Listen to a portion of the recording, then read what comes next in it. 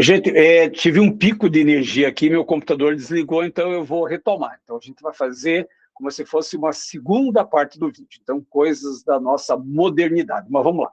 Então, olha só, na parte anterior, eu tinha falado que essa cadeia aqui, ela tem a dupla ligação e cada um desses carbonos tem ligantes diferentes. Olha só, esse carbono azul tem o CH3 e o H, dois ligantes diferentes, vem para o outro lado. Esse carbono aqui tem uma hidroxila e o CH3. Tá, professor, como é que eu vou saber qual que é o Z e qual o E? Não dá para saber aqui.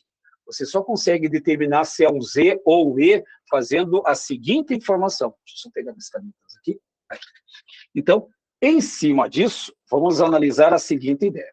Eu tenho o meu carbono azul, e nesse carbono azul eu vou jogar o H para cima e o CH3 para baixo. Aí eu tenho a dupla. No carbono laranja, repare que nesse carbono laranja, eu vou jogar o CH3 para cima e o OH para baixo. Pronto, agora sim, eu tenho um composto que pode ser determinado através da isomeria Z ou E. Só que, primeiro, para você descobrir se é um Z ou um E, você vai passar um plano imaginário pelo meio da dupla ligação. Hoje, a prioridade se baseia no maior número atômico. O hidrogênio tem um número atômico 1 e o carbono tem um número atômico 6. Portanto, o carbono é o meu referencial. Já no carbono laranja, eu vou subir um pouquinho aqui, ó. O carbono tem um número atômico 6 e o oxigênio número atômico 8. Qual deles tem a maior prioridade? O oxigênio. Agora, repare, aonde que os ligantes de maior prioridade se encontram? No mesmo lado do plano. Como é que eu vou chamar esse isômero em que os ligantes estão no mesmo lado do plano? Esse é o chamado isômero. Esse aqui é o isômero E. Aliás, opa, E não. É o isômero Z. Agora sim. O Z por quê? Cis ou Z, mesmo lado, trans ou E é o lado oposto. Então, como os dois estão no mesmo lado do plano, significa que aqui eu tenho o chamado isômero E, aliás, isômero Z, desculpem, que era o antigo isômero cis. Então, antigamente, cis e trans. Antigamente não, alguns anos atrás. E agora virou Z e E, por quê? Porque antes a teoria se baseava na maior massa ou na menor massa, tanto faz. Só que em alguns casos não dava certo. Se você colocasse um propil e um isopropil, as massas eram iguais. Se você colocasse um butil num dos lados e colocasse um sec-butil, são isômeros diferentes, mas têm a mesma massa, então não dava certo. E aí a nova configuração não se baseia mais em massa, se baseia no maior número atômico. Só que daí não vamos chamar mais de cis trans, vamos chamar de Z, quando está no mesmo lado, e E quando está em lados opostos. E aqui, como eles estão no mesmo lado do plano, seria um isômero Z. Ponto. Professor, como é que seria um E? Para você montar um E, eu só vou fazer uma troca aqui, ó. Eu só vou trocar os nossos componentes aqui do carbono laranja. Vou jogar o OH para cima e vou jogar o CH3 aqui para baixo. Entre o oxigênio e o carbono, qual que tem a maior prioridade? O oxigênio. Então, repare que agora os meus ligantes estão em lados opostos do plano. A partir de agora, o meu isômero seria um E. Isômero E ou antigo isômero trans. Essa é a tal da isomeria geométrica. E para fechar o resumão, e repare, eu vou conseguir colocar tudo isso num quadro. Depois, se você achar interessante, tira um print da tela para você deixar isso como reserva, como forma de estudo e também para aprimorar esse tipo de conhecimento. Então, vamos lá. Vou apagar aqui, ó, já que vocês já têm essa informação, só sair um pouquinho, porque daí você consegue depois registrar isso, já que você está no vídeo, você pode parar, retroceder, tirar print de tela sem problema qualquer. E aí, para fecharmos o caso das isomerias, temos uma última isomeria, e essa isomeria, ela só tem alguns problemas com palavras, o resto é tranquilo. A próxima isomeria que você vai mexer, minha caneta verde está aqui, é a chamada isomeria óptica. Isomeria óptica. Primeiro, essa isomeria óptica, ela estuda compostos que desviam o plano da luz polarizada, desviam. Tá, professor, e como é que eu vou saber quando que um composto desvia ou não? Não dá para saber no papel. E aí eu preciso de condições. Aliás, preciso de uma única condição, só uma condição. A única condição que me interessa é que a molécula seja assimétrica. Molécula assimétrica. Professor, o que é uma molécula assimétrica que não tem plano de simetria? Tá, professor, e como é que eu vou saber no papel quando que a molécula não tem plano de simetria? Fácil. Aí vocês vão ter que caçar no composto um tal de átomo quiral. Átomo quiral. Professor, não é carbono quiral? Na realidade, não.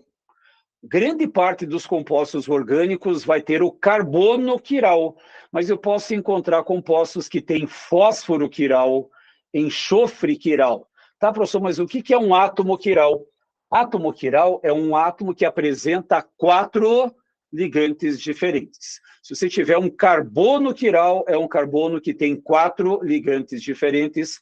Fósforo quiral, que tem 4 ligantes diferentes. Enxofre quiral, que tem 4 ligantes diferentes. Isso é o átomo quiral.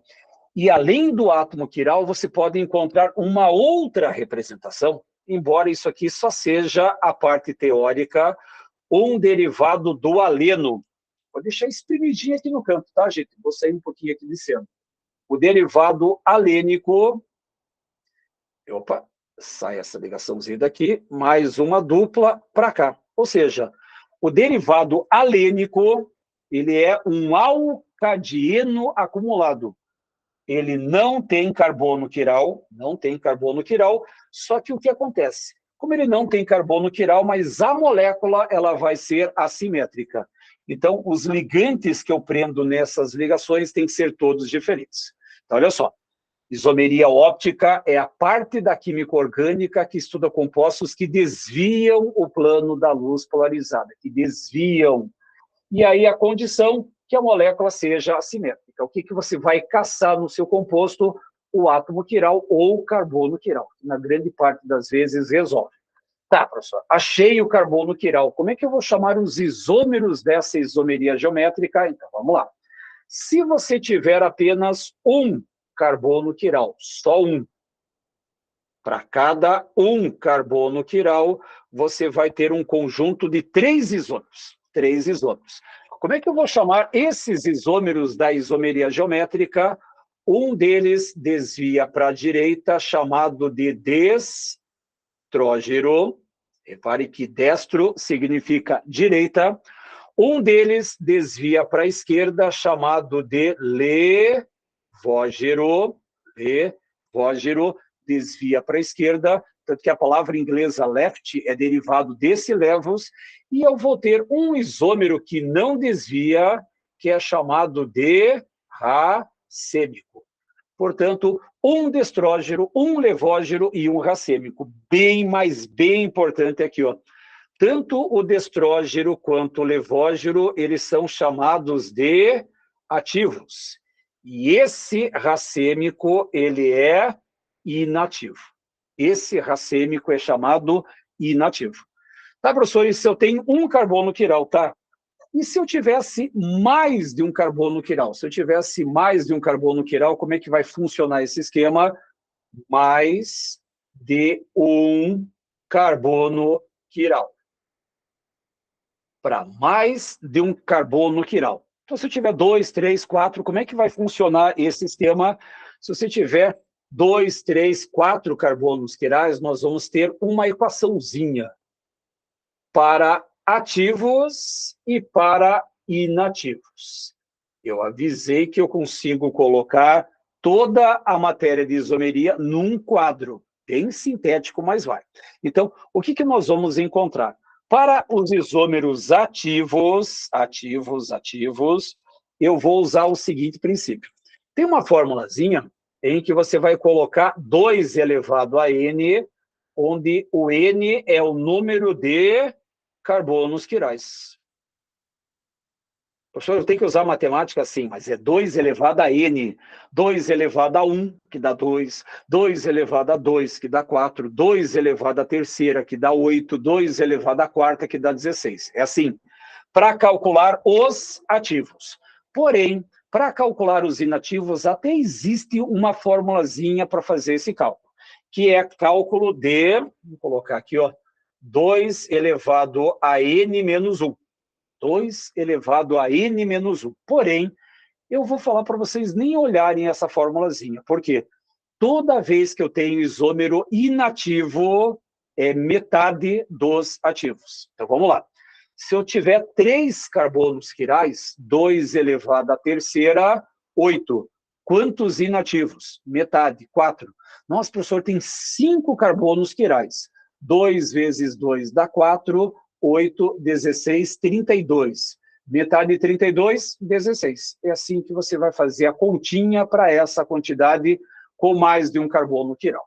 Então, olha só, a parte teórica das isomerias eu coloquei num quadro, tá certo? Que é um quadro meio grandinho, mas vocês conseguem agora determinar. Eu vou sair um pouquinho de cena aqui, ó, para você poder, se quiser, obviamente, tirar um print desse material e deixar guardado como resumo da matéria. Vamos lá. Então, caso você tenha necessidade, tá aí o nosso resumão da isomeria plana, a geométrica e óptica que entram dentro do esquema da chamada isomeria espacial. Então, o pedido da professora Tatiana foi exatamente retomar a parte conceitual da isomeria plana, isomeria geométrica e da isomeria óptica. Portanto, o nosso resumão foi devidamente colocado. Então, gente, espero que essas informações te ajudem a compreender essa matéria maravilhosa que é a química orgânica, porque ela é muito, mas muito útil no seu dia a dia. Gente, um grande abraço. Se vocês tiverem qualquer dúvida, corram atrás da sua professora, que ela tem um prazer gigante em poder atender vocês. Gente, um abraço e até semana que vem. Tchau, gente, se cuidem.